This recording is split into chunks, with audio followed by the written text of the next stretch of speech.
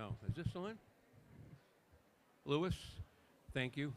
All right, we have to start the meeting. I know there are people who are in line. I recognize that. I respect that. But we normally have a few things that we kind of get done before we actually get into the article. So in the interest of time and the consideration of so many young families that are here with children, I'd like to get us started here and kind of open the meeting, as close to 7 as we can. Just so you'll know, we have 2 special town meetings tonight, folks, 2 of them.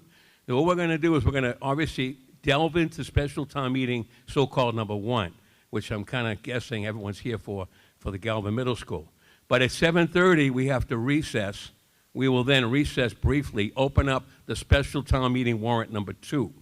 That will be opened up briefly because it says 7:30. We'll then recess that and go back and finish up special town meeting number 1. I'm just kind of letting you know so that you kind of get the feel of what we're doing here. That's all. And just following the procedure. All right? Okay, so is that too confusing? All right. Well, I relied upon town meeting time. That's our Bible, and that's what the town meeting town suggested. This isn't a Richard Stady rule. It's a moderator rule of procedure. Okay, so we're going to open up our meeting. I'm going to call the meeting to order. The town meeting is called to order at 7:03. I do also recognize also the able assistance of assistant moderator tonight is Mr. Alan Hines, who is going to be handling the outflow as well, and that's obviously we're going to have to coordinate, so I'm going to ask you for a little patience tonight. But we're going to open up the meeting first with our Fire Chief, Wendell Robery, who has some rules in terms of safety. Wendell, please. Thank you. I'd just like to go over the fire exits in the event we have to evacuate the building. I just ask that if the alarms go off, that we file in an orderly fashion to the closest exit. So if you are in this auditorium, we have an exit down here, stage left and stage right. Out the back, take a right, that'll bring you to the outside. I know we're being streamed in the gymnasium. I'm not sure how many people are in there, but if you're facing the back, to the right corner is an exit. Also, the way you came in, if you come back out, it'll bring you to the hallway. Take a left, you go right outside. Cafeteria. I know the daycare is in there. If you're facing the glass walls, center is a set of double doors, and to your right is a set of double doors. Any medical emergencies, we have police and fire spread throughout the different rooms. Just get our attention. We'll be happy to help. Thank you.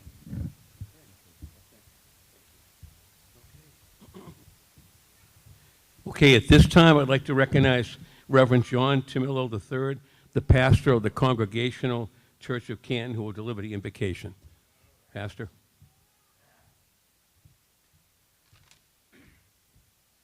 Good evening. Please join me in the spirit of prayer. Let us pray.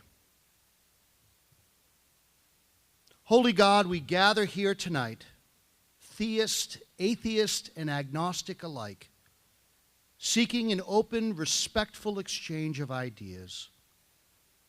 So often our understanding of the truth and what we feel is best for our community comes into conflict with the ideas of others who also care deeply about our town. Open our ears this evening, O Lord, so that we may truly hear one another. Open our hearts so that even if we disagree with each other, we can do so with compassion, empathy, and the certainty that we are all in this together. Most importantly, O God, open our minds so that we may be receptive to other viewpoints. Through candid dialogue, bolstered by genuine love for one another, we pray that your will prevail. We ask this in the many and diverse names through which we call upon you as the God of all creation. Amen.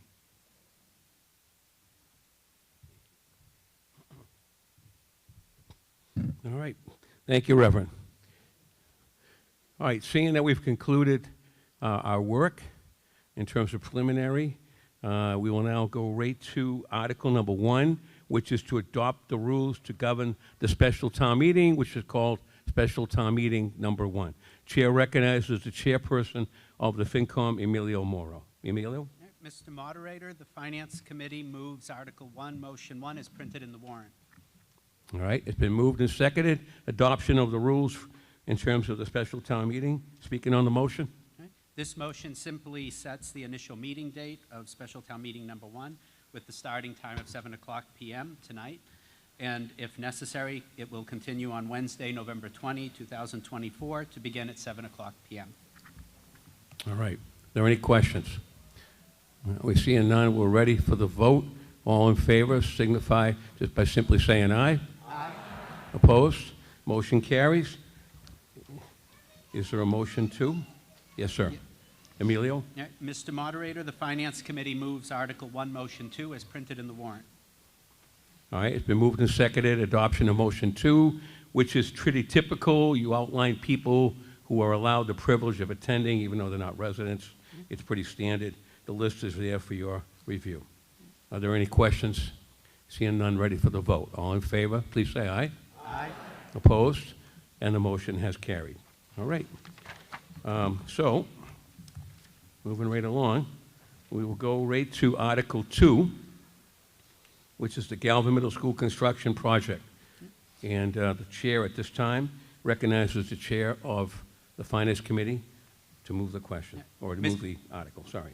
Mr. Moderator, the Finance Committee moves the motion for Article 2 as printed in the warrant. All right, it's been moved and seconded to move adoption of Article 2 as printed in the warrant. Speaking on the motion? This article would authorize the town to hold a debt exclusion ballot vote to see if the voters of Canton will support the Galvin Middle School replacement project under the terms described in the article we will be considering tonight. This proposed project will allow the aging, inefficient, and obsolescent Galvin Middle School building to be replaced by a new, modern, and efficient building and its grounds improved in a way that will serve the middle school and district-wide educational needs of the town and its residents. The amenities that are proposed in the design of this school will meet the demands of also the community through a diversity of recreational facilities and expanded art and cultural performance and event spaces. This project will allow for improvements in our public services, our public health, our recreation, our sustainability, and our arts and culture programs. The financial plan developed to pay for this project is both prudent and advantageous to the town, its residents, and its other stakeholders. It is a cost-effective project, and we support the project. Thank you, Mr. Chair. At this time, I would like to recognize the Superintendent of the Canton Public Schools, Mr. Derek Follen. Thank you so much, everyone. How is everyone doing? Good. Welcome. Thank you for coming and making the time for this important vote and project. My name is Derek Follen. I'm the Superintendent of Schools. I have served this community as an administrator proudly for 13 years. I was here as 8 years as the high school principal, 1 year as assistant superintendent, and 4 years now as your superintendent. I love this community, and I cannot wait to present this project to you. So with that, let's hit it. One, look around. What a community, and thank you for coming out to support this wonderful project. I want to thank you and thank all of the boards for the support, for all of you for the community engagement. And today is just a testimony for that as well. And we have a lot of young families this evening, so we want to make sure that we move it along. The goal of this is to give you a high-level overview of the work that's happened really over the last 2 years.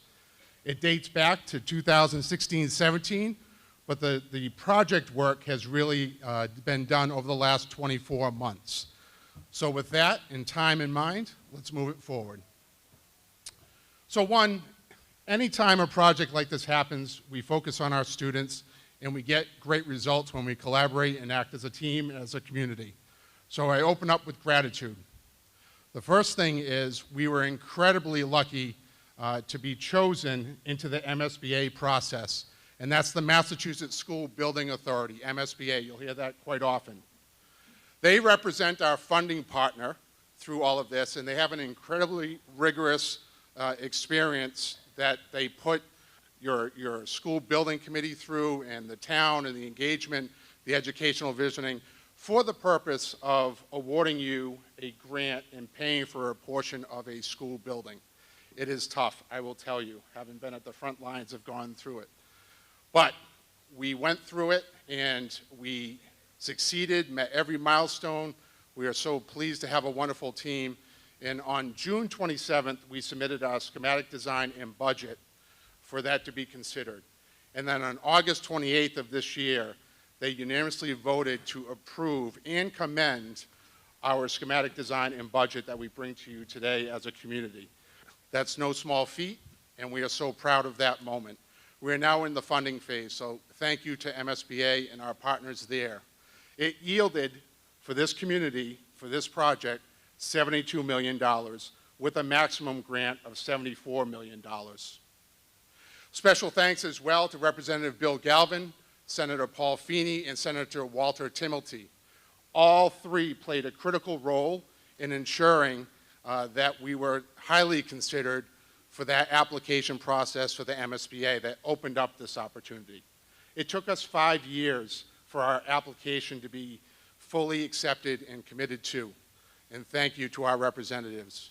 We also, in that process, have to develop a team. We are charged with developing a school building committee, and through that process, doing a request for proposals and selecting our teammates through that process, our OPM, our owner's project manager, left field, AI3 architects, and Consilly Construction.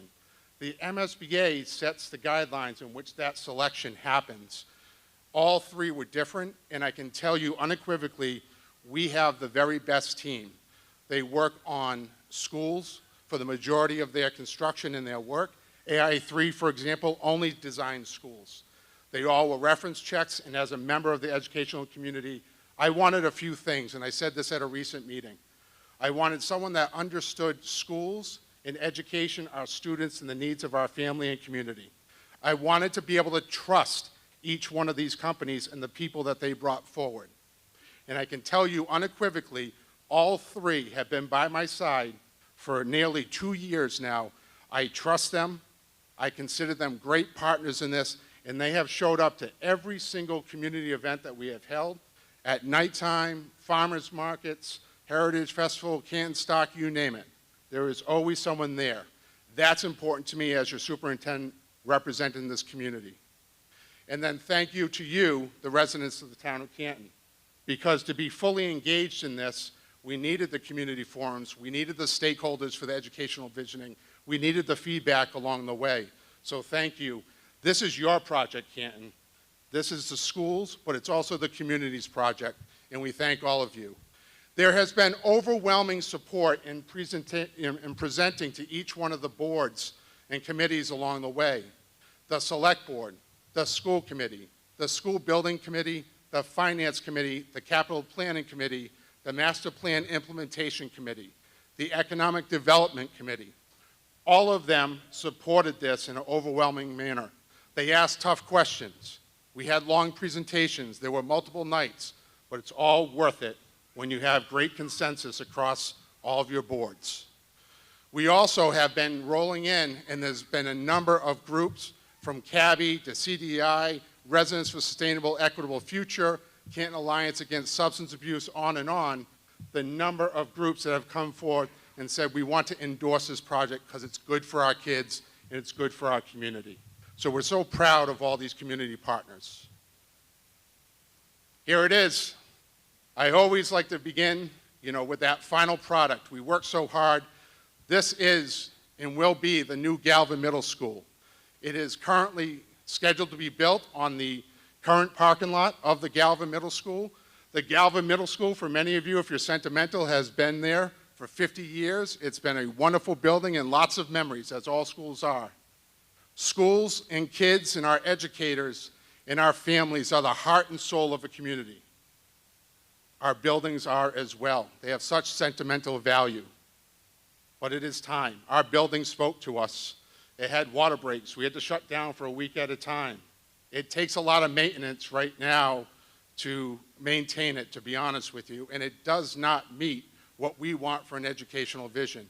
This building does. There are windows and great light and space for our students in every single core learning class.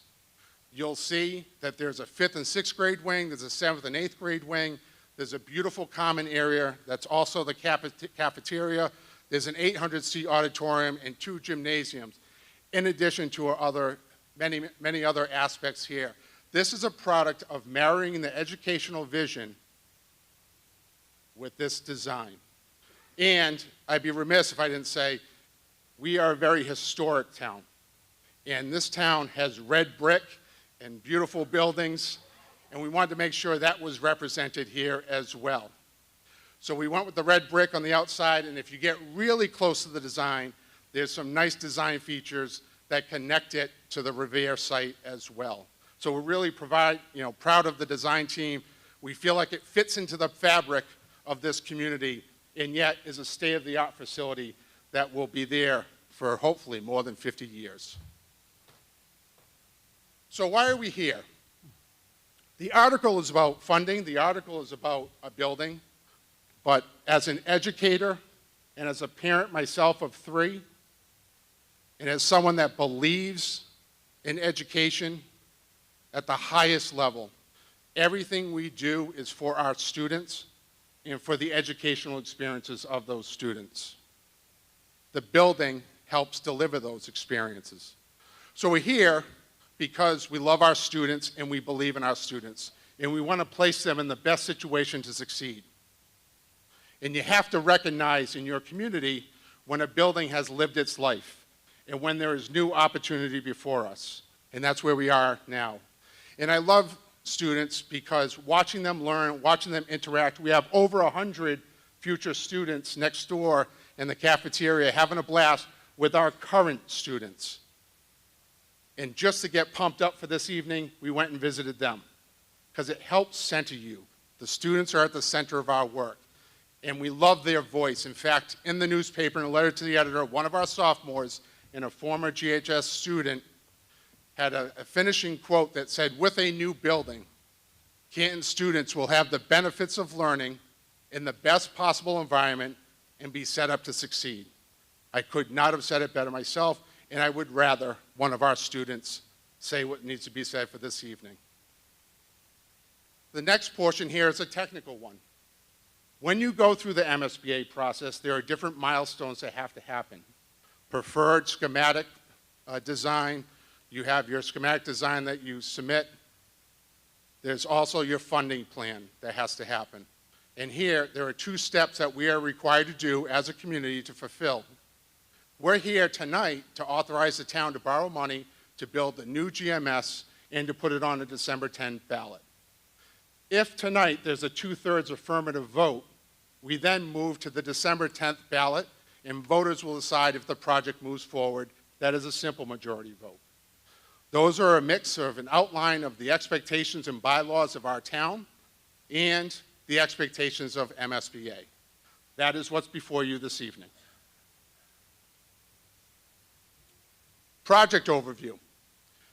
So with great pride, and after so many community forums, you'll see the number shortly, community priorities emerged. In our statement of interest, it was determined back in 2017 and 18 that we had to consider our buildings. They were aging, we had overcrowding and such, and what emerged was a recommendation from that project to consider a new Galvin Middle School and to consider a grade configuration of 5 to 8. The reason? Because through our study, and still existing today in 2024, our 3 elementary schools are at capacity and overcrowded. We need the space. And so through that prior study, that was a key point of our statement of interest. So through the design and the educational visioning and community priorities, what emerged?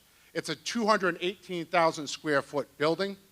It accommodates grades 5 to 8, including a 5 to 6 wing and a grade 7 to 8 wing.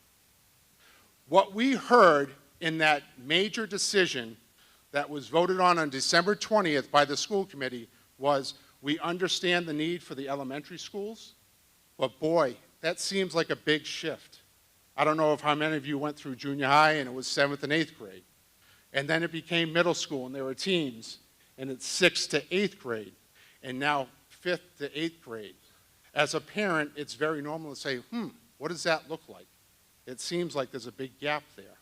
We considered all of that, and what we heard was, one, we want it to be a full community, and two, through the design, if you could group students by their like peers so they could grow up together, maybe 5th and 6th, 7th and 8th. The design team did a great job. You see we have 2 wings. We have 2 areas in the cafeteria. Mr. Mulhern will speak to it, but we want one full school. We want one strong community, but they have their space to be themselves and grow up at the space that they need. So that was key. This is one project that will benefit 4 schools, a new middle school, and it will lighten the load in the 3 elementary schools. So that's powerful. We have a thriving arts program. We have a curriculum that has required theater classes during the day. We have orchestra, band. We have students who are finding who they are, their authentic self, right there on stage and finding a home. And that's why, in this particular building, we are recommending an 800-seat auditorium. And as that came forward, the school building committee on December 20th heard that community priority emerge. We talked to a number of people. We visited new middle schools that had put anywhere from a 600 to 800-seat auditorium. And the words that they said was, it allowed our school to come together. It allowed our students to be who they wanted to be and perform at a high level. And it made a statement that we value the arts. We also heard from many community members, and in the spirit of this being a community project, if you could make the fields more usable in the back, and if you've been in the back of the Galvin, boy, it can be mushy. So to put, I heard a few laughs out there for that one. So Derek, I hate to interrupt you. You're getting closer to 10-minute max, and Okay. as a courtesy, I know you're the opening speaker, but we're also coming up in 7:30. So No could problem. you wrap it up? And we're Yep. going to have to adjourn and go to the other one. No All right? problem at all. Thank you.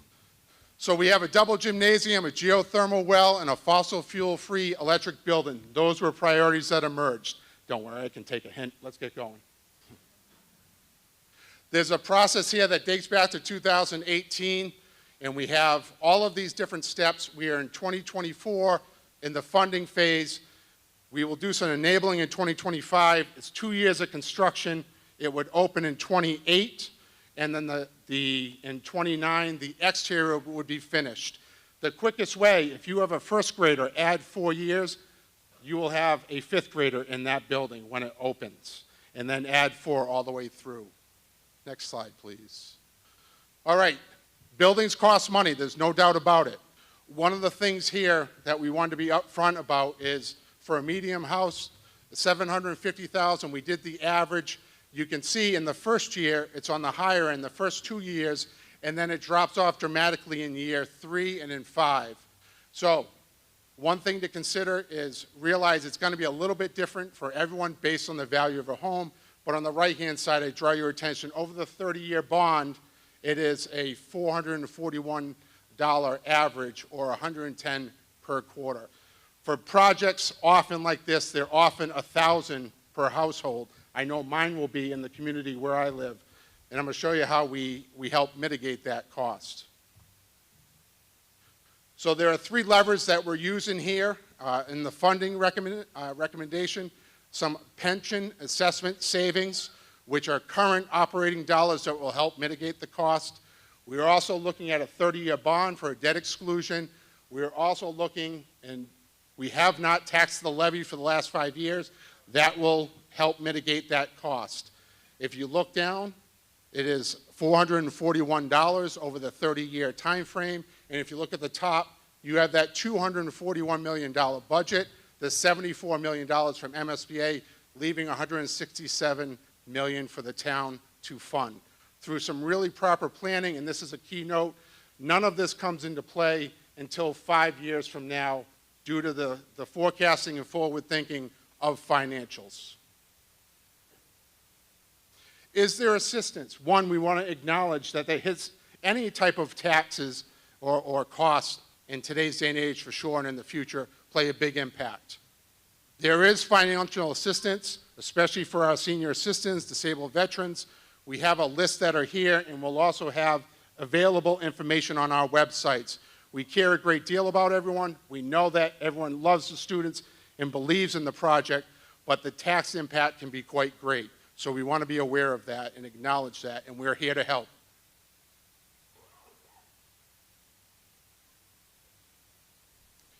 So just to talk about this part, over 145 project-specific meetings, over 90 open communication, community events where we engage the public. That information drives the design of the new building, and one big aspect here was you see the 6 to 5 levels and the 7 to 8 levels as well. This is a floor plan here. Again, just to get a sense of where things are, you have the 5 to 6 wing, 7 to 8 wing, 2 basketball courts, and the auditorium in that common space.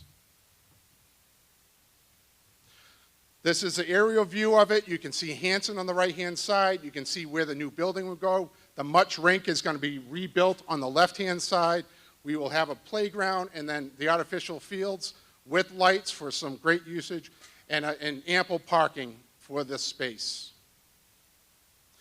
And now if I could, just for a 3-minute video, Mr. Moderator, if that's okay, I'm going to turn it over to Mr. Bill O'Rourke. I'm going to stop you right there. Sure. I I know think we're it's- under a tight timeline. I think it'd be proper at this point to stop.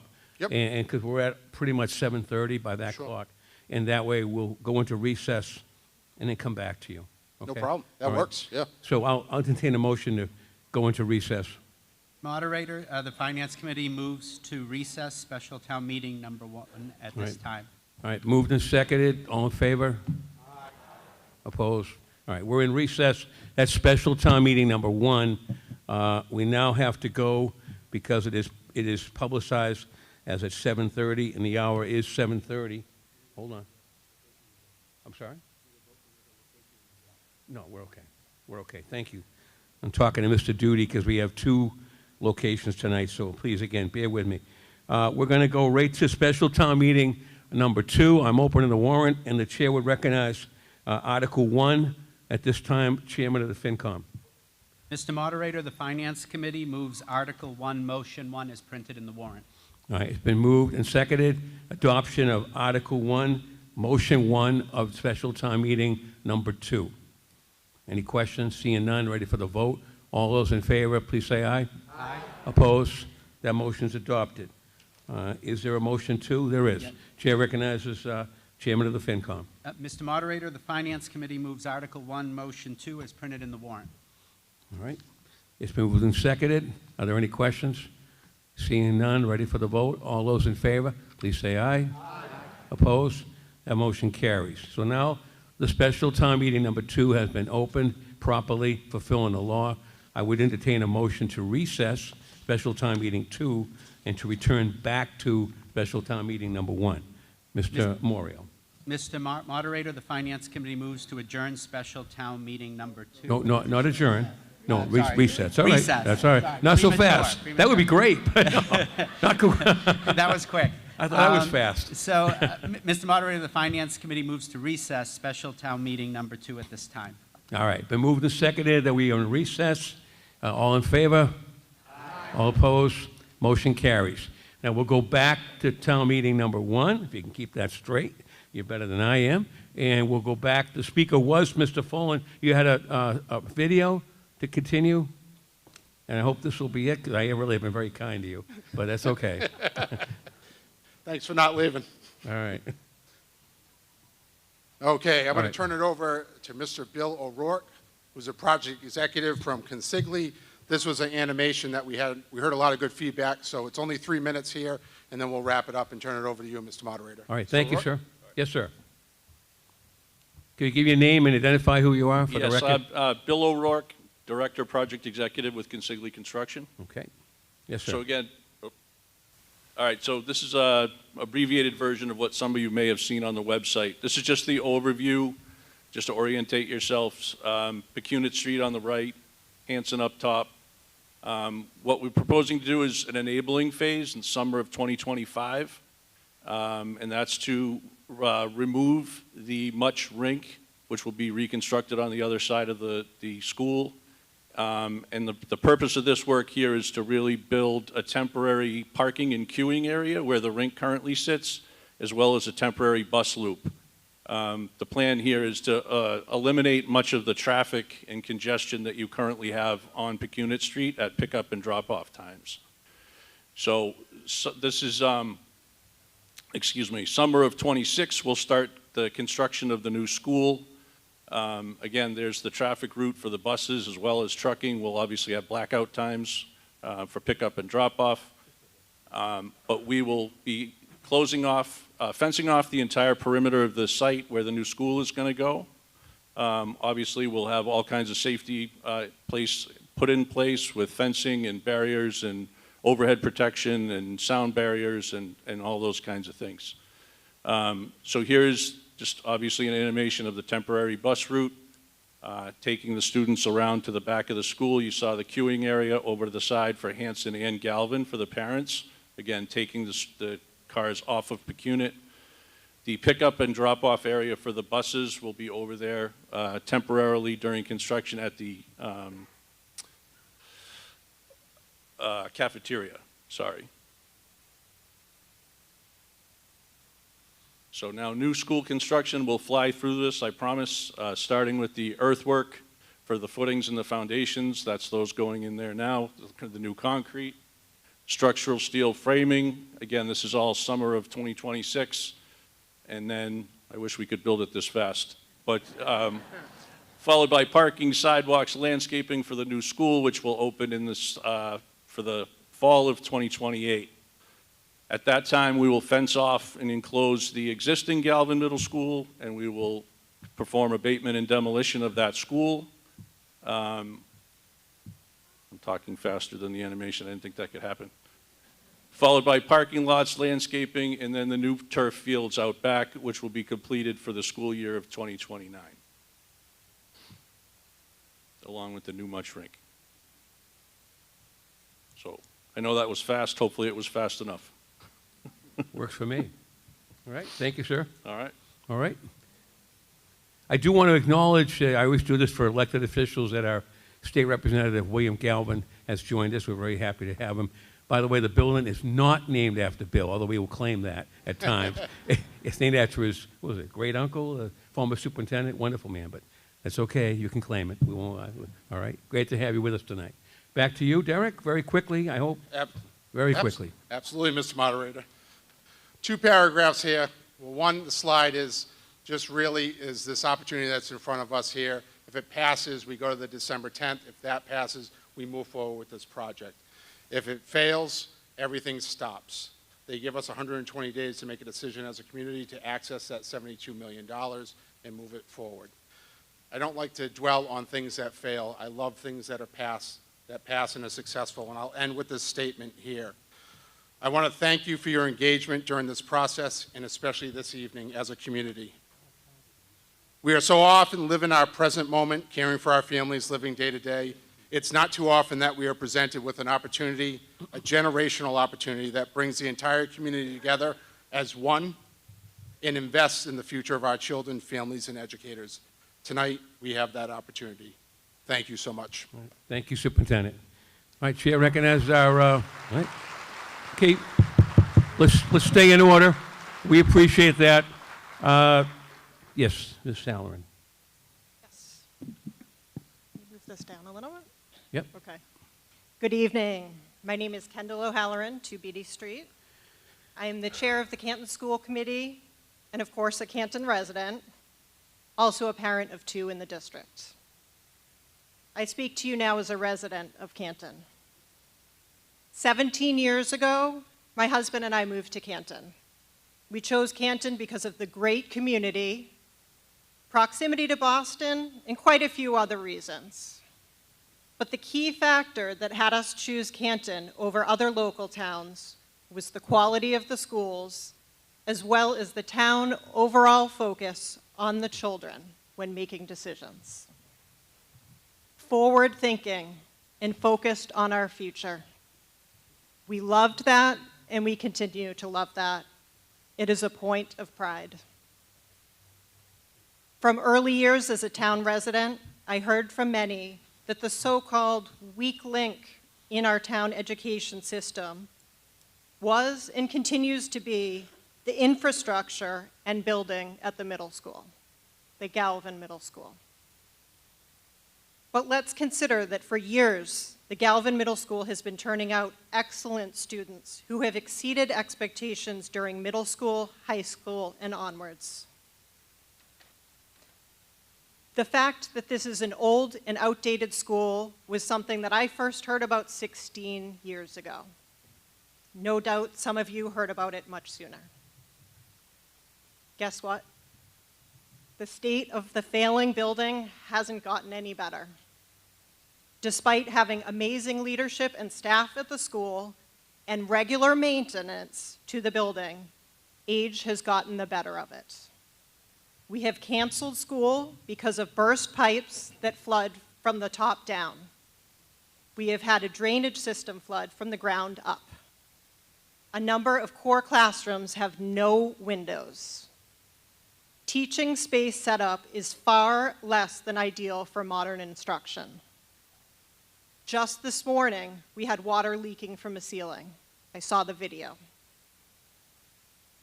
We are out of space, not just at the middle school, but at the elementary schools also. Canton Public Schools and school committee work has been ongoing for more than 8 years to be accepted into the MSBA project so that we can address this situation without the full financial burden falling on taxpayers. Finally, we are here tonight where we wanted to be, eligible for between $72 and $74 million of funding from the Massachusetts School Building Authority to pay for almost a third of the cost of a replacement building. But that didn't happen easily nor quickly. We were rejected from the program 4 years in a row. When we were finally accepted in 2022, we started community forums almost right away. We have run community vision sessions regularly, in person, and all shared on Canton Community TV. We talked about the progress at every school committee meeting, and the Canton Citizen covered all the updates regularly. We met with all the stakeholders and organizations that we could and that responded to our requests. Educators, students, sports groups, arts groups, CAPS from each school, the Senior Center, to name just a few. We were also at every Canton event allowed, including the Heritage Festival, many Canton Farmers Market appearances, and too many other places to list in this time frame. We have invited people from all parts of Canton to be involved at every step of the way and to contact us with ideas and feedback. I actually said years ago on many occasions, please get involved and give your feedback now, before the decisions about the proposal are finalized and it's too late to make changes to the proposal. This is a community resource and we want to hear from all. We have had over 145 project-specific meetings and at least 90 were public meetings. The message and the constant info has been out there for a long time. It has been a labor of love and commitment and many thousands of hours devoted to the effort. As far as the school department and school committee's process since being accepted in the program, it is determined precisely by the state agency of the Massachusetts School Building Authority, not by anyone else. Every single step has had to comply with the MSBA regulations, and everything was overseen very closely by the MSBA. At one point in the process, we were down to 11 different configurations and options for the project. We continued to have many, many feedback sessions with the public, which lasted most of last fall and early winter, culminating in the votes MSBA required to choose and move forward one and only one proposed project from that point. I say that because this is the only project model up for discussion now. It is too late to make any changes to what MSBA had already approved without us being removed from the program and forfeiting $74 million of state funding. We don't get a do-over. We don't get to take a year off. No, the funding offer would be revoked, and we would go back to where we were in 2017. Hopefully, in another 7 to 10 years, we may be back where we are today. Will the Galvin Middle School infrastructure last another 7 to 10 years without incredibly expensive repairs to be financially undertaken fully by the taxpayers? Extremely unlikely. What about the overcrowding at the elementary schools that this proposal addresses and resolves? And that Canton focus on our children and our future generation that was and is so attractive to me and so many others? That would be put on hold for likely a decade or so, sending the clear message that the town focus has shifted. Our children, our educators, our families, and our community deserve this upgrade. Please remove the weak link from the conversation that families moving into Canton have. Let's give all families a reason to consider the GMS as the best place for their middle schoolers. Because, fellow residents, it's not a matter of if the Galvin School needs to be replaced, it's a matter of when. We have a $74 million gift staring us in the face. If we choose to vote at least 2/3 in favor tonight, the town election scheduled for December 10th will mean something. We need to reach 2/3 supporting the project being on the ballot for December 10th. In order to have a chance of keeping that MSBA $74 million offer. If we achieve that milestone this evening, that next step is December 10th. We need yes on both votes, this evening and December 10th, for the project to move forward. A no on either will remove all MSBA funding. No second chances, no revisions, no extensions, done. And our tax bills will be much higher the next time as construction costs continue to rise almost 9% year over year. And ultimately, we may need to replace the building without that MSBA funding. We'll also need to continue with the overcrowding issues at 4 schools in the interim. Please realize that this is all about our children. Nothing else. Residents, we have an incredible opportunity before us tonight. We get to choose our kids, our families, our educators, and community taking a step forward. We get to illustrate hopefulness, progress, and an investment in our next generation. As a proud Canton resident, I encourage you to do the right thing for our kids. Thank you. Okay, thank you.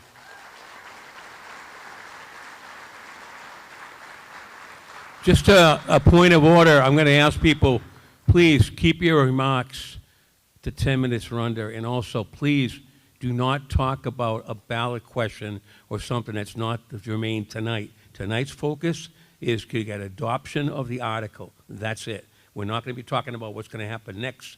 It should be just focused on whether or not we want to adopt the article, yes or no. That's it. Now, also, I'm going to ask kindly, it's hard for me to see if somebody wants to speak near a microphone. So if you're near a microphone, there are still seats available. Good seats still available. Down front here, if you want to sit. You know, there's plenty of seats here. It's like church. No one wants to sit in the front.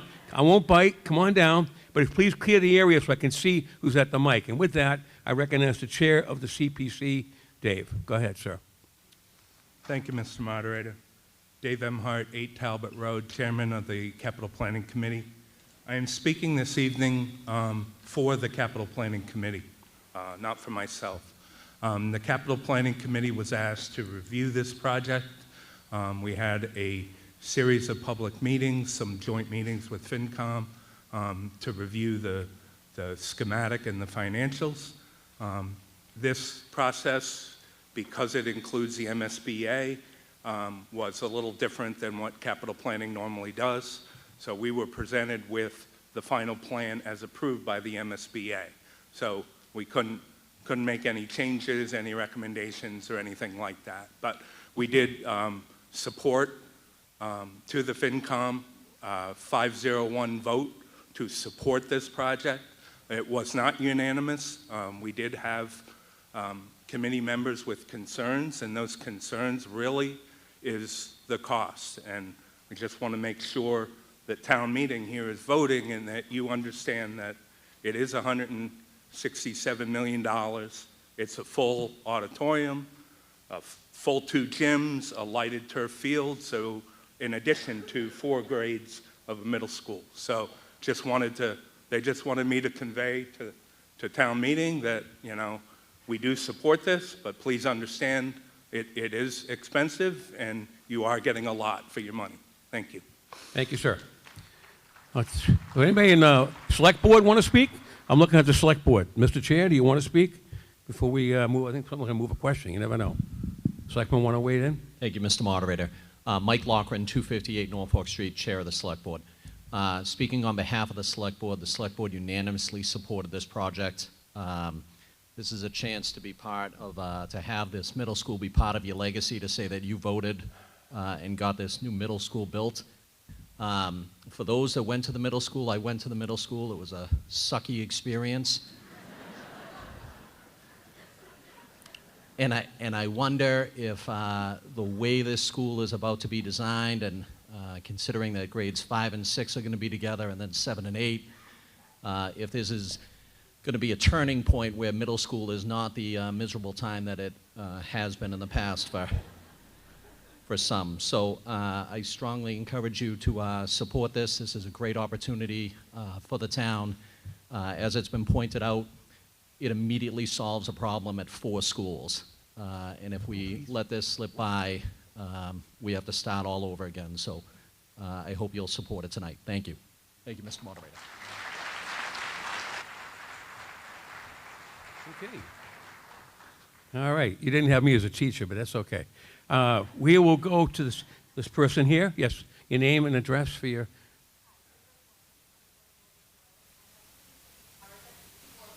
I'd like to thank the powers that be for prioritizing this article tonight for the many families who care deeply about it. And in that vein of the young families who have kiddos to go put to bed, I'd like to move to vote. Oh, okay. All right. The question's been moved. All in favor of moving the question? I think you want to get done. Anybody opposed? All right, the motion passes. So therefore, to save a little time, I'm going to ask your cooperation a little bit here. I see one of my former, Doug Connor is back there somewhere. Someone. Could someone please close the door? Please close the door. And ask you to vote using the green voting card. And only those people who are registered voters should have a card anyway. Make sure you don't vote if you don't live in Canton. I know who you are, so I'll be counting you out. Remember, too, last point, you're voting only to see if this goes on the ballot. We do need 2/3. Okay? We're ready for the question. All in favor of the adoption of Article 2 in special town meeting number 1, would you please raise your green card? Whoa. Thank you. It looks like it's going to pass. Anybody opposed? All right. It does seem to be almost unanimous, but I have to wait. Whoa. Time out. You never know. I've got to wait for the alternate moderator to give me his vote from the gym. We got an overwhelming vote here.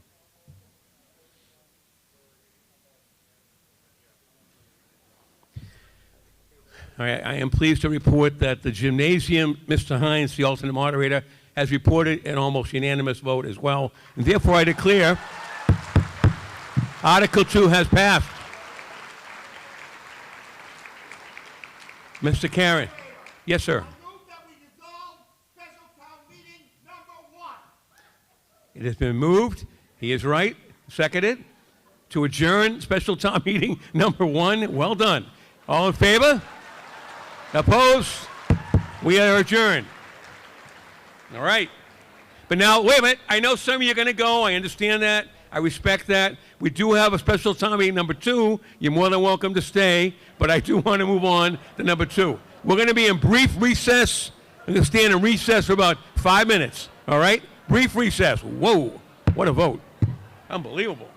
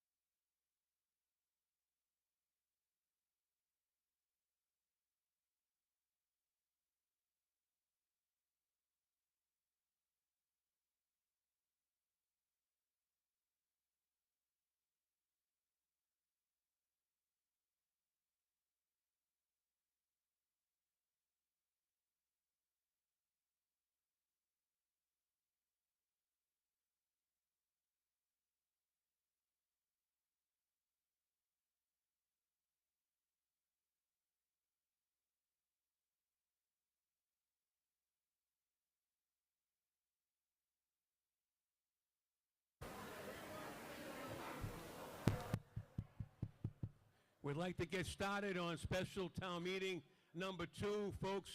If you're going to leave, I'm going to ask you to please leave quietly. Those who are staying, thank you for staying. We do have some work to do, not much, but some.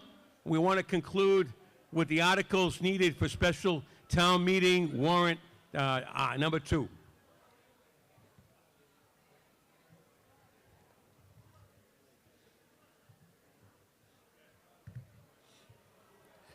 Mr. Keith, if I could get you, thank you, sir. I know you're a good town meeting member. I don't know who you're talking to. Is that Jeff Sullivan? Come on now, I let you sell a wreath. Let's go, buddy. All right. All right. Thank you, sir. Okay, Mr. Loughlin, we're going to get started here. Folks, clear the area or please join us, one or the other, but please join us. We want to get started. Mr. Manning, you're staying. You're not leaving anywhere. I see you. Listen, we can get this done very quickly. A lot of these things are housekeeping things. Let's go to Article 2. We're now in the special town meeting warrant of number 2, and this is Article number 2. The chair recognizes at this time the chair of the Finance Committee, Mr. Morrow.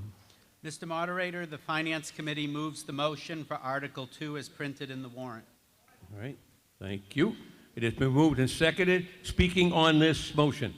This motion would allow the town to borrow $4,200,000 in bonds for the replacement of the filtration system currently in use at the Sullivan Water Treatment Facility, also known as the Neponset Water Treatment Facility, to improve the efficiency of the facility and to maintain public safety in our drinking water. The bonds would be repaid through water revenues as part of the Water Enterprise Fund. All right, thank you, sir. The chair recognizes Mr. Amhart. Yes, sir. Thank you, Mr. Moderator. Dave Emhart, 8 Talbot Road, Chairman of the Capital Planning Committee. The Sullivan Treatment Center is a 2-stage treatment center like the one off Pecunit Street, the Moran Treatment Center. The first stage is this membrane filtration system, which is not working. It requires a lot of maintenance, and it makes a lot of sense to replace that stage to a pressurized granular system like we have at the Moran water treatment plant, so they will be the same. There's an initial cost to doing this, obviously. It's a lot of money, but in the long run, this is going to save us money on our water bills because we will be able to pump more water out of there at less maintenance costs once this is done, and both systems will match. So it would be a lot cheaper and more efficient to have the same system in the Moran and the Sullivan Treatment Center. Right. And it's unanimously supported by the capital plan. That's the main thing. Yes, sir. So you rise in favor of adoption of the article. Anyone else wish to speak on Article 2? I'm going to be very slow and careful to see I don't neglect anybody. Okay, I see no one at the microphone. We're ready for the question. All in favor? This requires a 2/3 vote. I'm going to ask you to raise your green cards. Will you in favor? Raise your green card, please. Thank you. All opposed? Clearly, it is carried, nearly unanimous, but the vote is declared. So voted. Article 2 has been adopted.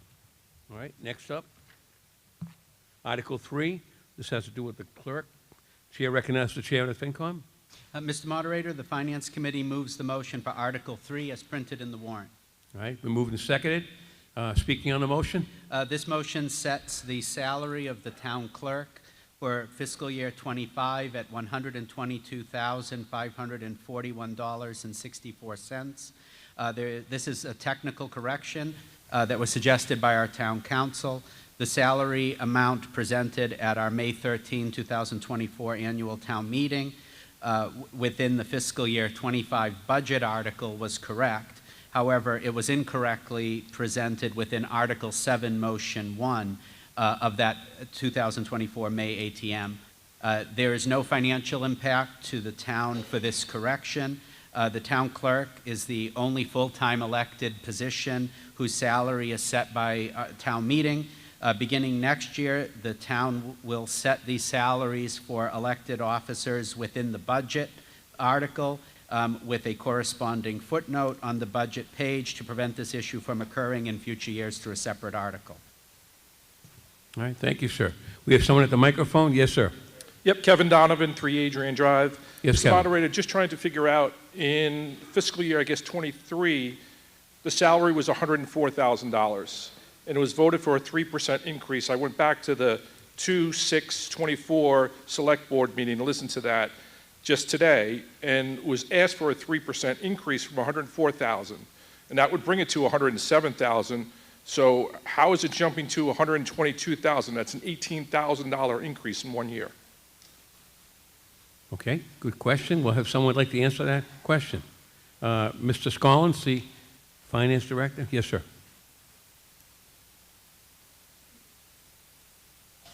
Thank you for the question, sir. The reason for the difference is that the town clerk had requested through the budget process for her hours to be increased from 35 to 40 hours. She made a presentation to the select board who approved it, the finance committee who approved it, and that was the amount that was actually put into the budget, Article 37, that was approved by town meeting. There was an omission to not correlate the amount that was in Article 7. This is a technical correction. Mr. Moderator, I guess Yes, sir. question through you. Yes, sir. So is the, and I'm just asking a question, so the town clerk is more of a hourly salary, is what you're saying, and now the hourly salary's gone from 35 hours to 40 hours, and that's the difference? Correct. That's $15,337. Okay, thank you. Welcome. Thank you, sir. Okay, any other questions? Seeing none, ready for the vote? This is, again, to fix a typographical or clerical error. The salary is the salary for the position. All in favor of adoption of Article 3? All opposed? It has carried. Article 3 is adopted. Thank you. We now move to Article 4, to adjust the fiscal 25 accounts. Yes?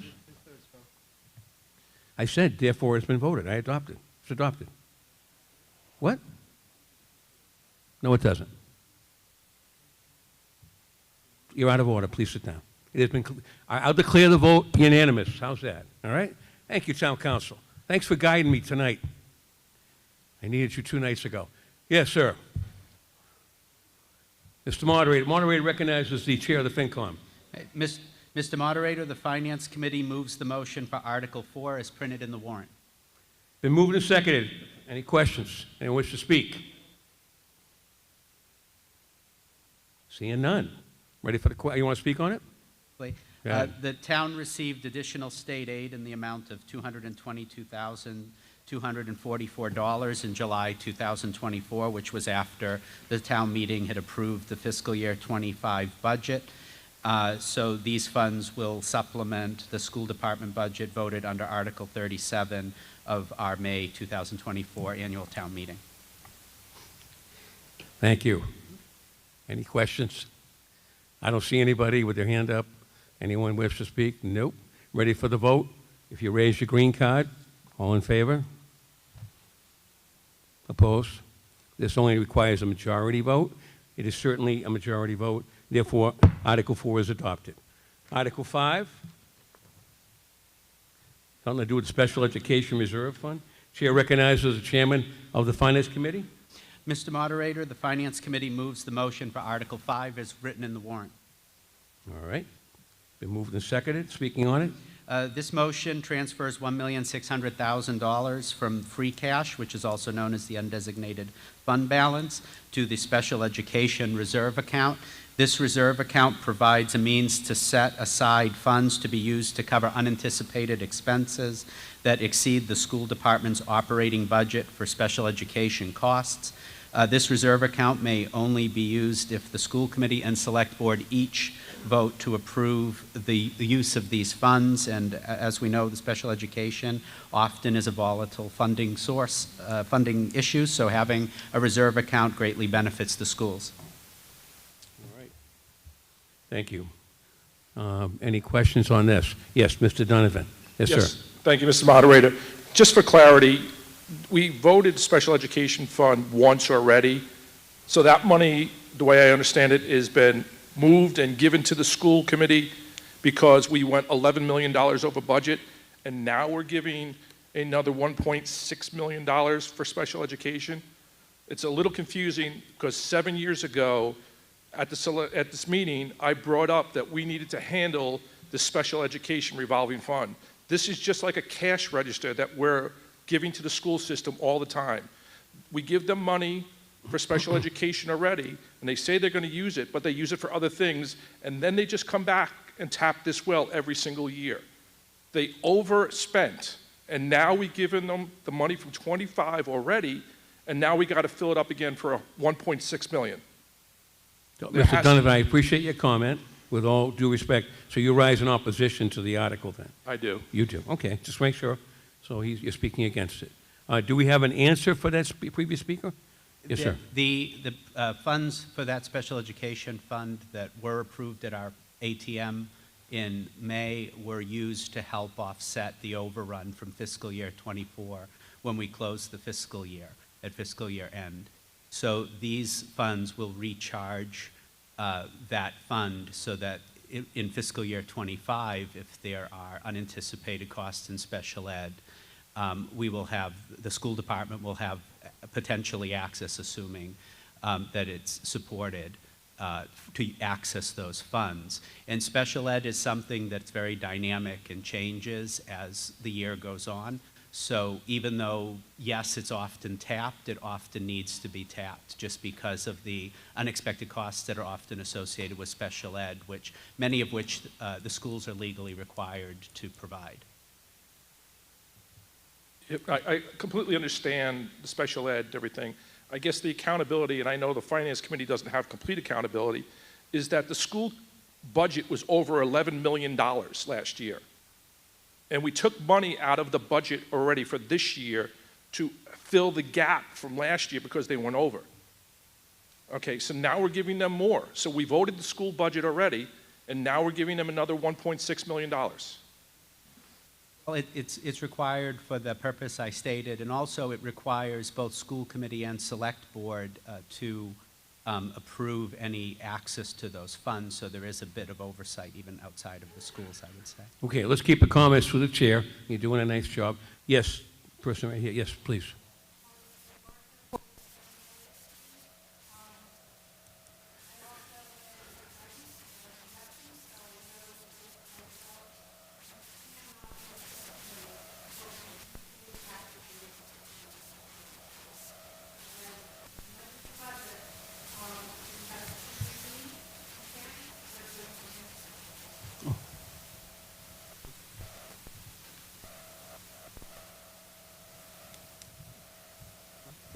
Do you want to speak right now?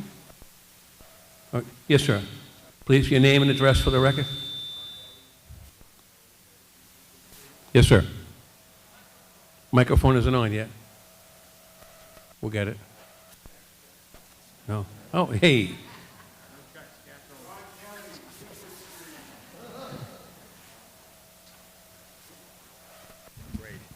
So if this gets approved, I think it's working, sir. I think it's working. There you go. There you go. Okay. Okay. John Yes. Kelly, Peakwood Street. Yes, sir.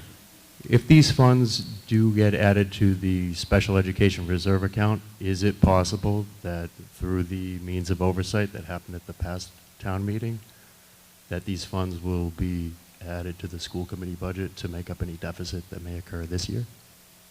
Will someone want to answer that? I have this finance director here who would like to maybe address a couple of things, if you want to handle that. Go ahead. Mr. Scollins is recognized. Thank you, sir, for the question. It doesn't get added to the school's budget. It's put into a reserve account where both the select board and the school committee need to vote in order to access it. It's more of a reserve fund. It's not a permanent addition to the budget. But I did want to address Is your microphone on? I can't quite. Are you having trouble hearing him? Okay. All right. I'm sorry. Go ahead. I'm sorry. I want to make sure you can hear it. Sorry about that. I just wanted to address another point that was made. I think the gentleman referenced an $11 million deficit last year in the school budget. That is not correct. The shortfall was around $3 million, and was primarily driven by the special education costs and related transportation costs. So I didn't want anybody to think that there was a large deficit like that in the school department. Thank you. All right. Thank you, sir. Do we have any other questions or comments? Yes. Chair recognizes Cindy Thomas from the FinCom. Cindy Thomas, 22 Long Meadow Drive. One of my roles on the Finance Committee is as a liaison to the school committee and the school department. And I will say to the gentleman who just spoke, I actually asked similar questions. As a Finance Committee, we do not, there is the The school committee has ultimate authority over its budget. They have bottom line authority, but as a finance committee, knowing this article was coming, you know, we certainly want to make sure that the town is spending its money wisely and that these funds are being used properly to address the issues they're intended to use. And so I do think, first of all, it's important to acknowledge that they can't just be used to fill a deficit that the school department may have. They have to be used for special education. That's not optional. And secondly, I feel that in my discussions with the school, I'm not going to get your title right, so I apologize in advance.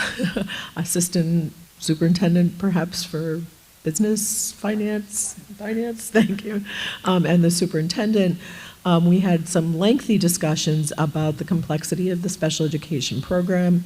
To be honest, we had some discussions about some of the personnel changes that occurred in the district last spring that may have, and some of the challenges when you have personnel changes about how you manage your out-of-district placements.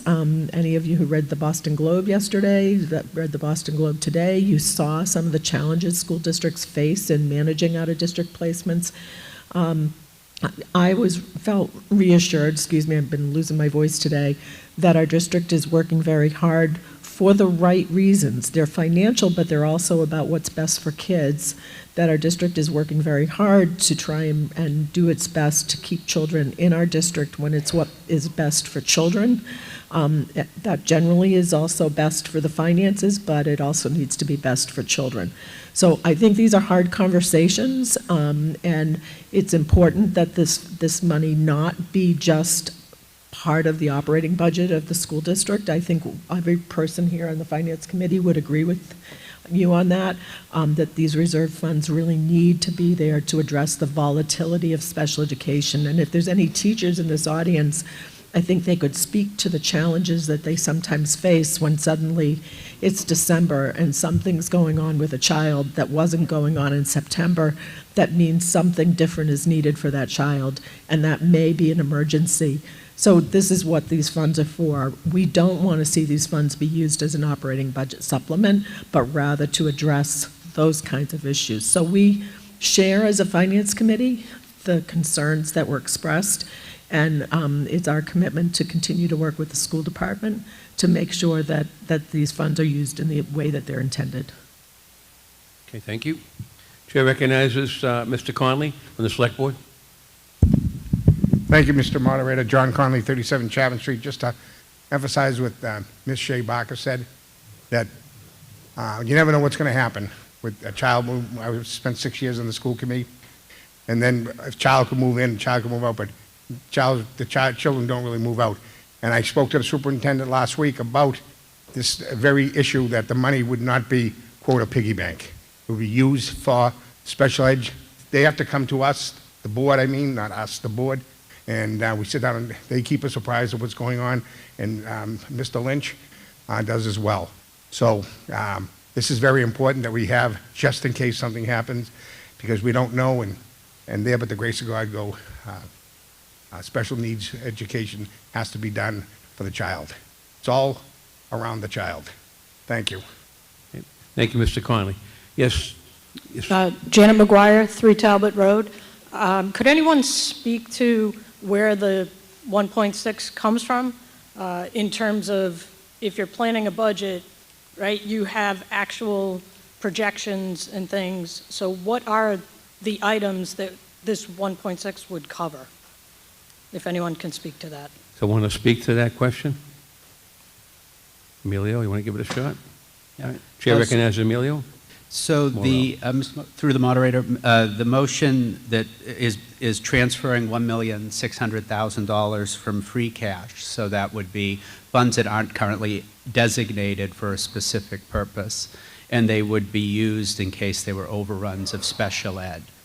But there's not like a, if you're asking this, if there's an opportunity cost, something where these funds are being diverted from, it's not. It's in an undesignated fund. So it sounds like it's just an arbitrary figure that we've come up with, right? We're not anticipating a percentage of additional students that come into, that are in district or out of district. It's just a number that we came up with. There's no rationale for it. That's all I'm asking. Thank you. To the moderator, I think that it's a number that was reached with a projection of what might be needed over fiscal year 25 to cover potential overruns. All right, I see someone ready to speak. Yes, sir. Pete Matthews, 21 Kelly Way. I think we can see that 1.6 is going to be suitably monitored.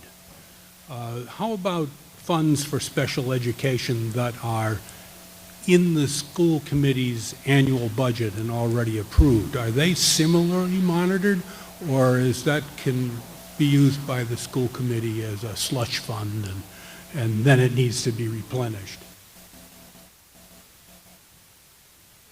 In general, past practice has been that the school committee line item is approved at the annual, and they have discretion within their budget, wide amount of discretion, to appropriate money within that budget. That's been an area that some people frown upon and others don't. That's our tradition. That's also state statute. That's my understanding. So I don't know if I've answered your question, but if someone else more able would like to address it, you can. I'll recognize the FinCom. The school department operating budget is a bottom line item, so we approve the bottom line, but there's movement between different line items if the schools deem it necessary. So this is specifically earmarked as a reserve fund for special ed, but their operating budget, we approve a bottom line amount. And then there are line items to demonstrate how they would potentially use it. But then it's allowed, the school department's allowed flexibility within the actual course of the fiscal year to kind of move some of those funds around if needed. Okay, I'm going to recognize Mr. Lynch, who's the Assistant Superintendent and Finance Person, to speak, I guess, to have some information as well. Assistant Superintendent of Finance of the Canton Public Schools. Through the moderator, just want to respond to the operating budget comments that we monitor the operating budget very closely. We utilize it for every available dollar to operate our school system. And this additional reserve account is, as previously stated by many, a fund that's available to us when the volatility in the realm of special ed and student services is beyond what we've projected and anticipated for the current year. Thank you, sir. There was someone over there, but would you wish to speak, sir? You were up first. Yes. Yes, sir. Wayne Olson, 12 Barber Road. I'm not going to be voting for this. I'm not too keen on the idea of appropriating $1.6 million on the coulda, maybe, the uncertainty, we're unsure. I would like to think that the decision makers who came up with the original budget would have forecast for a reserve. Frankly, why don't we have a reserve account for every single one of the budgets here? So I'm voting no on that. Thank you. Okay, you rise in opposition. Mr. Keith? Yes, sir. Alan Keith, 3 Robin Road. I guess the elephant in the room is if there's a line item in the school budget was approved last May that was designated for special ed, has that money been used for other purposes? Good question, and that's a direct question. Could someone answer that on the school side? Mr. Lynch, perhaps? Not to put you on the spot, but... Sure. Yes, sir. Yeah, Brian Lynch, Assistant Superintendent, Finance and Operation, Canton Public Schools. I believe the question was, have we used it for other purposes? No. We, have made our projections, which informed the FY25 budget back in May, prior to my arrival at the district, but it's the budget we live within. The school department as a whole has bottom line autonomy, but the fact of the matter is that this student services world and operations of that department within the schools is an expensive and unpredictable piece of our overall budget. So no, it has not been reappropriated for any other purpose. If anything, it's a challenge to remain within the appropriated line item amount. Okay, thank you. All right, any other questions or comments? I'll make sure I don't want to neglect anybody. This only requires a majority vote for adoption. Did someone else want to speak? Yes, sir. Second time. Yes, sir.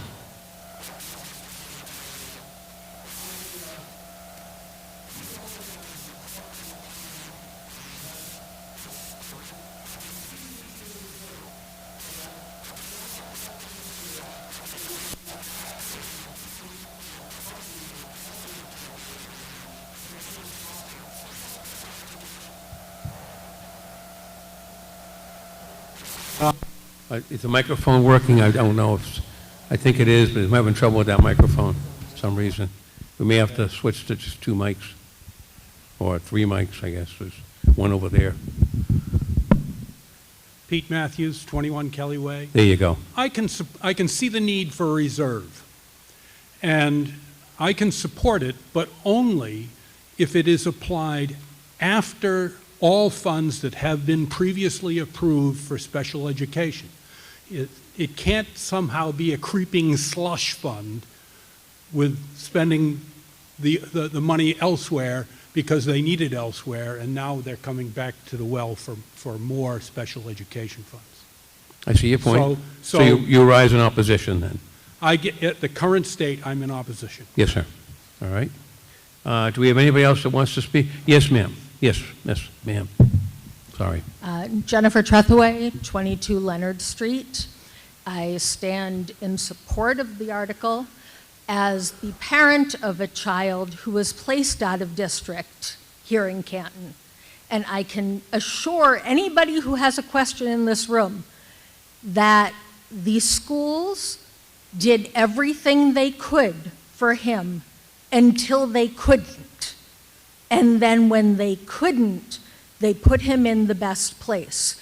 It was not a decision that was made easily.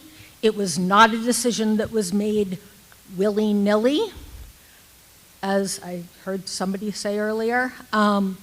It's not money that gets spent without a lot of thought behind it. And if you don't understand how that process works, I think you're very lucky, because it's not an easy process. And it's not cheap, and the school doesn't decide how much money gets spent. The out-of-district schools, the prices are set for tuition by the state, depending on what services are offered, and the school will work with each family to find the right place for that kid to go. It's not something that happens quickly or easily or without a lot of thought. So if you look at those questions and you wonder where that money goes, the school he was at was $100,000 a year. But that was a decision that was made by the people at the school on where he needed to go, because they couldn't do what they needed for him here in Canton. So don't look at this and question if people are spending your money without thought, because that's not what's happening. Thank you. Okay. Thank you, ma'am. Okay, let's stand in order. I'm going to go to Derek Folan, and then over to this gentleman, and then over to the person on Peakwood Street. Yes, Derek. Thank you, Mr. Moderator. Derek Fulton, Superintendent of Schools. I certainly acknowledge the concern. We've spent a lot of time talking about finances tonight. We've also spent a lot of time talking about students as well. I assure you, to the gentleman just prior, that excuse me, the reserve is only used after operational and state aid is exhausted.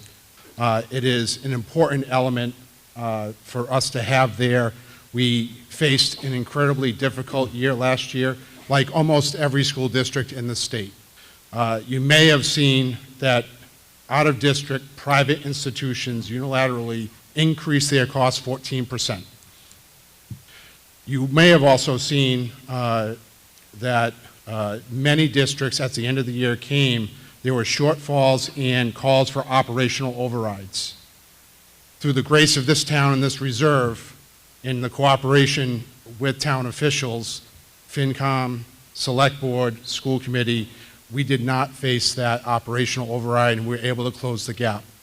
However, in doing so, we had to pay our bills, we had to serve our students and follow the law and regulations, and also our core values of serving our students as best we can. We are in challenging fiscal times for sure. We feel it in our families. That's why the previous vote for the building is so appreciated, because we know finances impact everyone. However, the cost of special education, which is rooted in out-of-district tuition, and in particular, the transportation that we're obligated to pay as well, we can budget and forecast as best we can. It is volatile and is unpredictable, and to be able to have a reserve that's replenished is a gift in the town not every town has. So it is certainly not a slush fund. It is not anything that we take for granted, and we certainly monitor things closely, and we have committed to working with FinCom, the Select Board, and School Committee even more closely. But I want to assure you that we are following the needs of the students, and we are watching our money closely. But as you follow school districts, you'll see many, many places are experiencing these tight times. Thank you. Thank you. Yes, this gentleman here. Thank you. Brendan Geisesson, 44 Oakdale Road. I think volatility would imply that sometimes the reserve budget gets underspent, as well as being fully administered. Is that true? Has there been a history of ever underspending, and is this an issue where the budget, if it's not spent, or this reserve, if it's not spent, you lose it? Is there, I'm listening to some of the other questions, and I'm hearing some maybe trepidation about what the money would get used for, and maybe there isn't as much meaning behind that question if this can stay until a need presents itself. Thank you. All right. If we have someone that might want to be able to address that particular question, I could go back to Mr. Lynch or someone on the school. Mr. Lynch, would you like to rebut, or not rebut, but respond? Sure. Yep. So if this fund is underspent for any fiscal year, the remaining balance is then carried forward to the next fiscal year. That available balance would be available for the district within that year, or as long as it's, if it were not to be replenished within that current year or for the next year. So. Okay, I hope that answered that. Over here, yes, it's your second time now. By town meeting rules, you're only allowed to speak twice on the same question. Yes, sir. John Kelly, Peakwood Street. Yep. How much free cash do we have?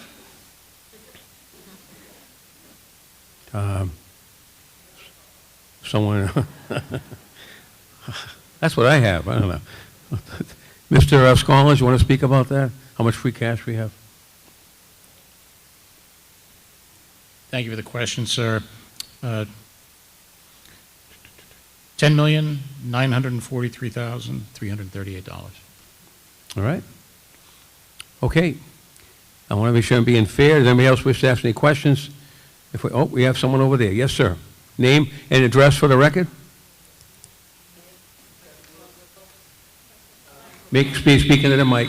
Is that microphone active, Louis? There we go. Go ahead. Yes, sir.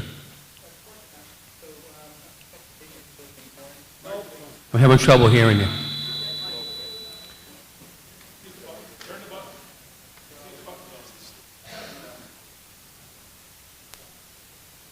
Try it again.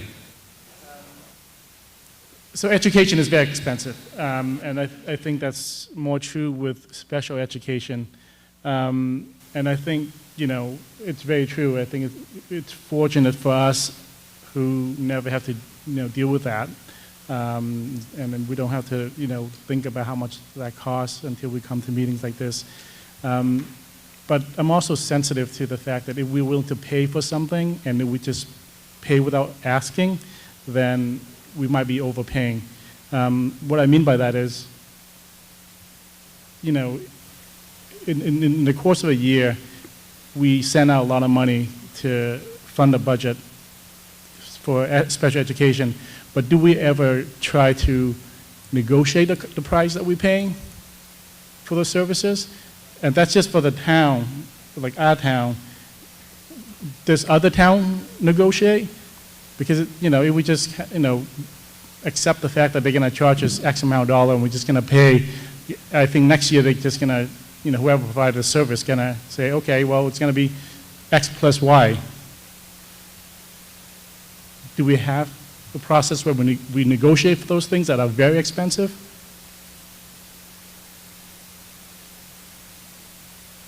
I catch your question. I don't know if it's be able to answer it. And they were getting kind of beyond the scope of the article, but I'll allow it. This will be it. Yes, want to address that, please?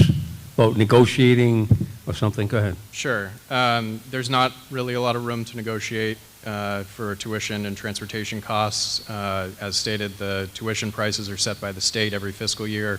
So really the difference in cost would be sort of where a student may land with one outplacement versus the other, but that's very individualized to the individual student. Similarly, on the transportation end, we have some ability to consolidate our students into a shorter list of transportation providers, obviously based on need as well, but that gives us a little bit of an ability to work with those companies, but more or less it's a fairly rigid process. Okay. All right, I think we pretty much have done a good job talking about this. We've kind of answered our questions. And this one requires, my understanding is, unless I'm corrected, a majority vote. So therefore, the question before you is to whether or not adopt Article 5, which would increase the Special Education Reserve account as outlined and as moved by the chair of the Finance Committee. I'll call for the affirmative vote first. All in favor, if you raise your green card. All right, that's pretty substantial. All opposed? All right, clearly, it's clearly a majority vote. It's almost a 2/3 vote. So I declare Article 5 adopted. Thank you all for your participation on that. Articles 6, 7, and 8, I believe, are zoning articles. Maybe I've got the wrong thing. Nope, we're into zoning. So we're going to hear from the planning board. And a lot of these, I understand, are corrections that are mandated by some changes. So if you stay with us, it shouldn't take too long, but we'll do the best we can. So Article 6, Chair recognizes the chairman of the Finance Committee, Mr. Morrow. Can't hear you. Microphone's not on. Mr. Moderator, the Finance Committee defers to the Planning Board to make a motion for the zoning article. All right, thank you very much. As standard practice, we defer to the Planning Board. Does the Planning Board member have a motion? We need a motion first from the Planning Board to move adoption. Does someone from the Planning Board wish to rise? Taylor cannot do it. He's a town planner. Kathy, you can do it. There you go. Oh, you just...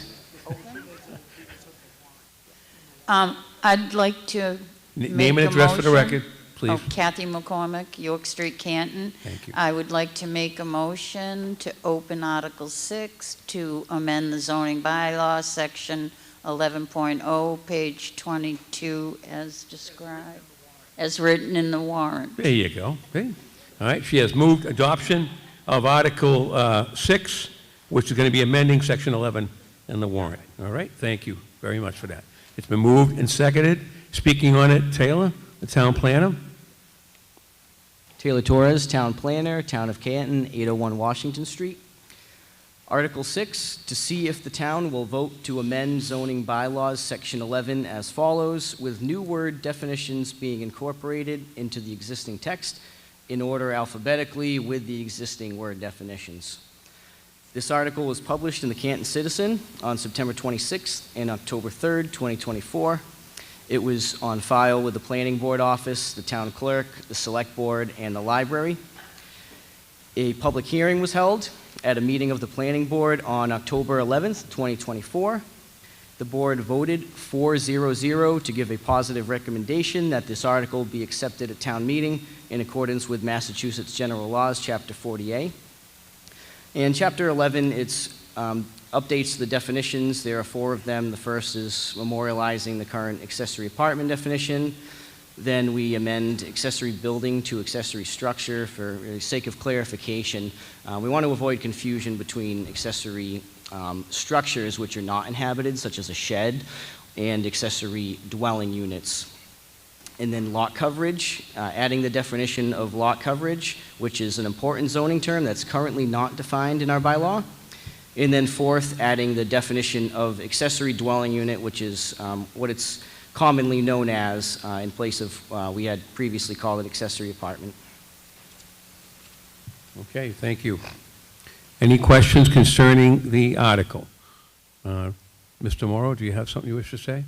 Moderator, I just wanted to point out that the Finance Committee voted 7-0 to support this motion of the Planning Board as it was printed in the warrant. Thank you, sir. Ready for the question. This requires a 2/3 vote. All in favor of the adoption of Article 6 as presented? All opposed? The motion is declared unanimous, and Article 6 is therefore adopted. Thank you very much. Article 7, another Planning Board zoning article. Chair recognizes the chair of the FinCom. Mr. Moderator, the Finance Committee defers to the Planning Board to make a motion for this zoning article. Thank you, sir. Chair recognizes member of the planning board. Now you got it down. See, there you Yes. go. All right. Kathy McCormick, York Street. I make a motion that we move Article 7 to amend the zoning bylaws, Section 4, page 24, as outlined in the warrant. There you go. You'll get it yet. There you go. Good job. Thank you. Moved and seconded. Speaking on it, Taylor, the town planner. Through you, Mr. Moderator, Article 7 is to see if the town will vote to amend zoning bylaw, Section 4, as follows, with bolded and underlined language indicating changes or take any other action related thereto. This article was printed in the Canton Citizen on September 26th and October 3rd. It was on file with the Planning Board Office, Town Clerk, Select Board Office, and Library. Is to certify that a public hearing was held at a meeting of the Planning Board on October 11th, 2024. And the board voted, please grab the vote.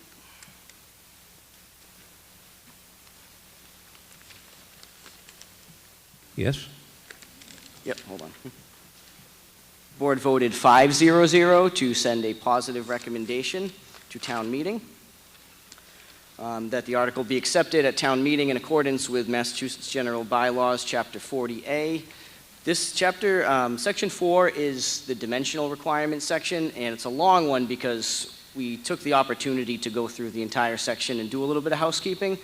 It was driven by, again, clarifying accessory structures versus accessory buildings versus accessory dwelling units, and really making it crystal clear with some new headings and just laying things out differently. So I won't go through everything, it's a long one, but that's the gist of Section 4 is dimensional requirements and formatting updates. All right, thank you. I think I see Mr. Porter. Am I right? Yes. Yes, sir, Mr. Porter. Mark Porter, 633 Chapman Street. Just a question for the town planner through you, Mr. Moderator. Yes, sir. I know finance. This stuff is still reading like another language to me. I have a garage in the back, which is conforming. I have a house which is conforming. And when I see some of the different setback changes and maximum height changes, I just want to confirm that we're not doing anything that would then potentially make my or anyone else's currently conforming structures non-conforming, which would cause issues down the road. Thank you. I'm not quite sure if we can answer that, and that's a great question. Although you'd be protected, obviously anyone is protected, kind of the ex post facto law. But Taylor, do you want to address that, or do you need to know the exact location? Yep, thank you, Mr. Moderator. It's hard, it can't address an individual situation, but the height requirements have not changed. It's just the placement of them, moving them into the tables so they're more visible. The height requirements on accessory dwelling units and principal units haven't changed. It's still the same. It's 15 feet for an accessory dwelling, an accessory structure. And the principal dwelling is 25 feet plus you get bonuses if the further back from the setback, you get an additional foot up to 40. But that's all still the same. It's just laid out in a different place. Yes, Mr. Porter, again. Okay, great, thank you. All right, appreciate that. Chair recognizes the chair of the FinCom. Mr. Moderator, I just wanted to point out that the Finance Committee voted 7-0 to support the motion of the Planning Board as printed in the warrant. All right, I did see that vote. And so we're ready for the question, unless anyone else has a question. Seeing none, ready for the vote. If you're in favor, green cards up, please. Thank you. Anyone opposed? It appears to be unanimous. Article 7 is therefore adopted by town meeting with the vote to be unanimously recorded. Article 8, Chair recognizes Mr. Morrow. Mr. Moderator, the Finance Committee defers to the Planning Board to make a motion on this zoning article. All right. We're back to the planning board. Kathy?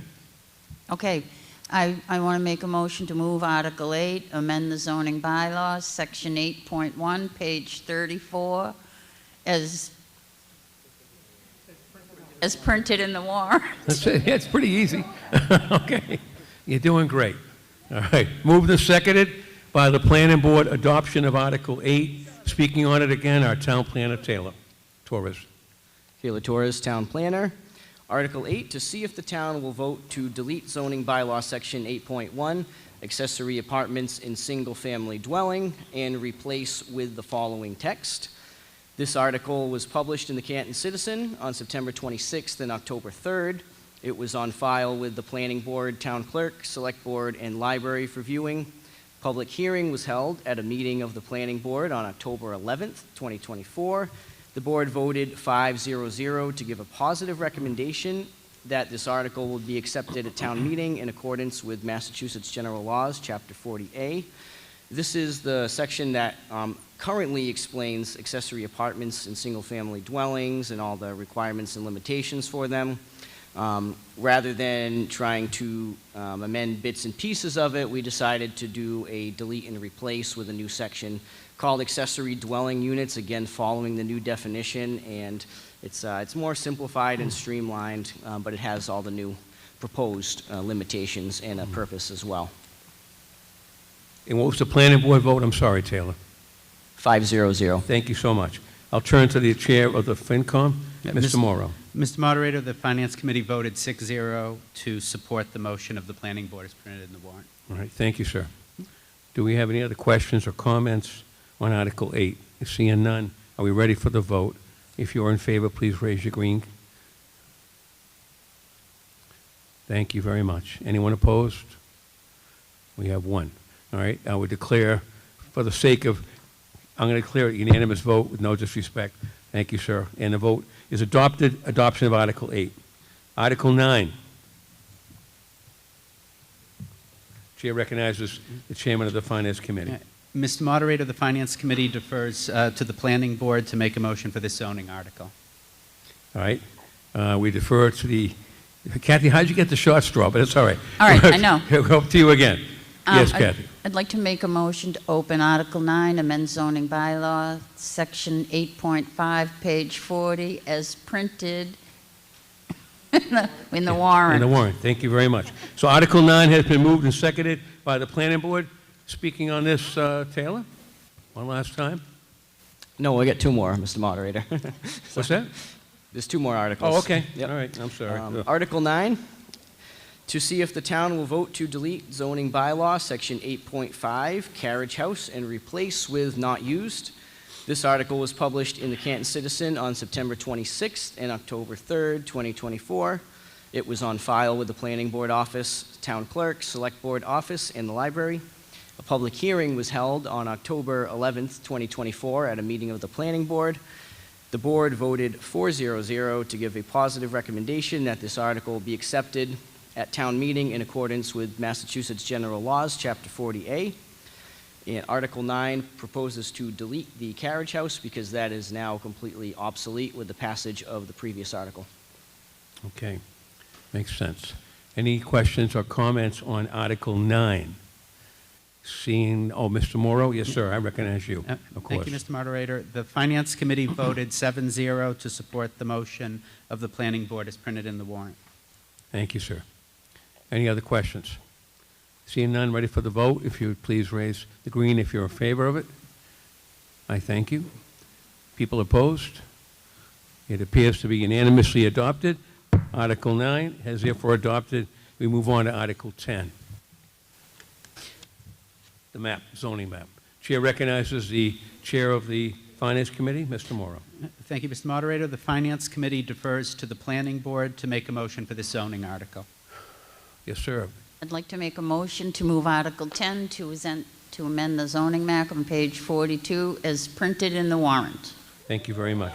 All right. Well, now you're a pro now. That's it.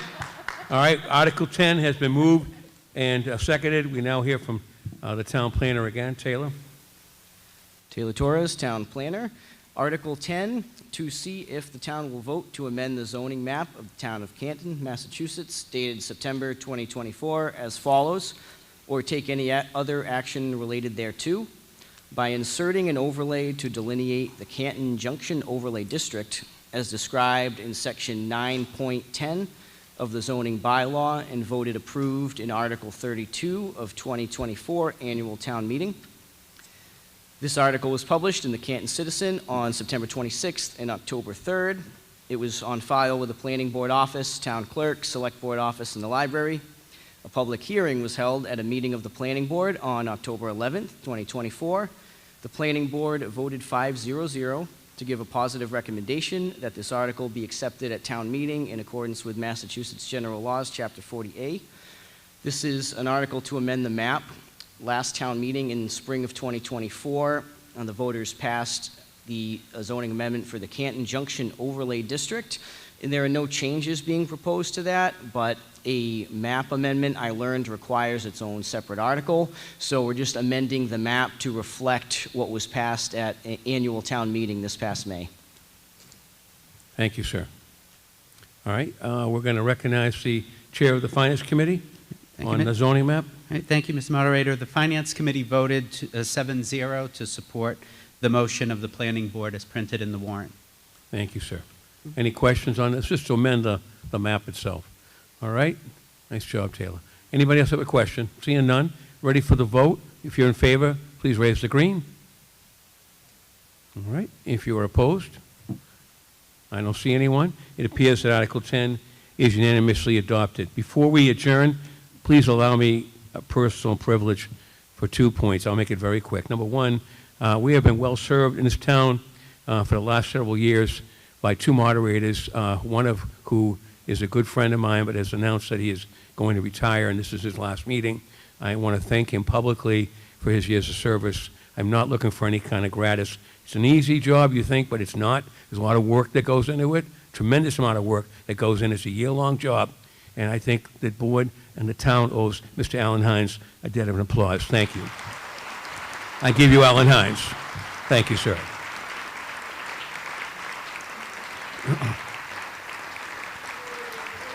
If we, thank you so much. The other thing, I just have to, I'm upset with myself, and I just want to apologize. There was some gentleman, an elderly gentleman, who wanted to speak at the first town meeting, special town meeting number 1. I had a conversation with him earlier. He was upset. I didn't see him. I honestly did not see him. The crowd was obviously very full. And when a question is moved, there's nothing I can do as a moderator. When a question is moved, Alan will tell you, that's it. You can't debate it. You have to move the vote, and that's it. He was upset with me. Okay, I didn't see him. If he had gone to a microphone, I could have given him a chance to speak. Perhaps I should have been a little bit more vigilant, and I'll try to improve, as I always used to do as a teacher. I'll try to improve my skills. I didn't mean to upset that man. I didn't mean to overlook him, but I want to make sure I publicly recognize the fact that he wanted to speak, wasn't given a chance. Given the vote, to be honest with you, it was a pretty strong vote, as you know. But still, I apologize to that gentleman. With that, Alan, please. I move to resolve special town meeting number 2. Been moved, seconded, all in favor? Aye. We are adjourned. Thank you all for all your help tonight. Thank you very much.